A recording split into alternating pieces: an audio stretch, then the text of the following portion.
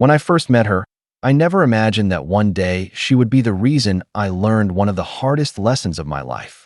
Her name was Sarah. She was beautiful, confident, and full of dreams. I was just an ordinary young man with a small job, a simple life, and not much money in my pocket. But I loved her. I didn't have expensive clothes to give her. I couldn't take her to fancy restaurants. I couldn't buy her expensive gifts. But whenever she needed me, I was there. If she was sick, I checked on her. If she was sad, I listened. If she had a problem, I tried to help. I thought love was not about how much money you had. I thought love was about how much of your heart you were willing to give. For a while, Sarah believed that too. We used to sit together and talk about our future. She would say, "One day, we'll have our own house." And I would smile and say, "I'll work hard until I can give you everything you want." I didn't promise her a rich life. I promised her that I would never stop trying. But slowly, things changed. Sarah started meeting new people. People who had expensive cars, designer clothes, and more money than I could ever imagine. She started comparing me with them. One evening, we were sitting together when she suddenly became quiet. I asked, "What's wrong?" She looked at me and said, "You're a good person, but you're not enough for me." I didn't understand. I asked, "What do you mean?" She looked away and said, "You don't deserve me." Those words felt like a knife in my heart. I asked her why. Then she said the words I will never forget. "Because you're poor."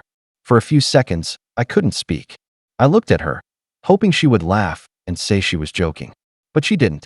I didn't understand. I asked, "What do you mean?"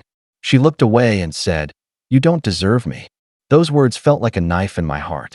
I asked her why. Then she said the words I will never forget. "Because you're poor." For a few seconds, I couldn't speak.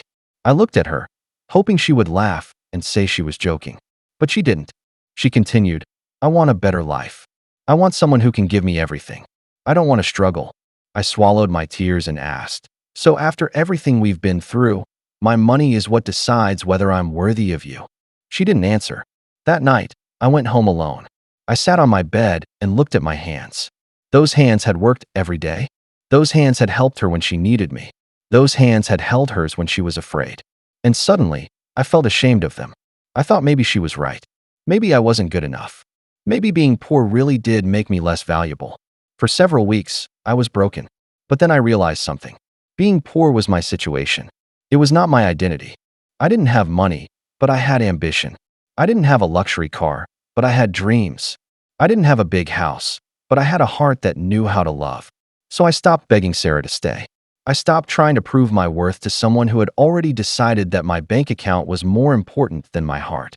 Instead, I started working harder. I learned new skills. I saved money.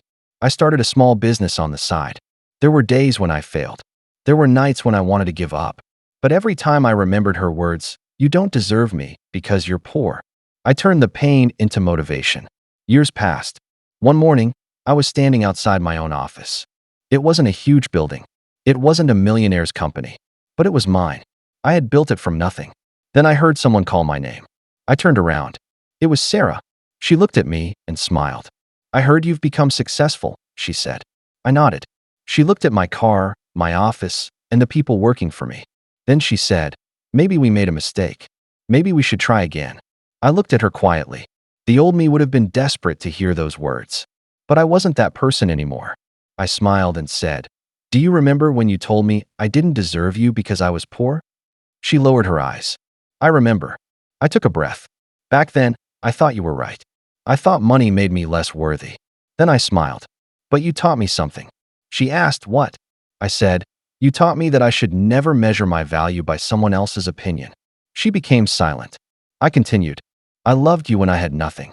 But now that I have something, I realize I don't need someone who only sees my value after I become successful."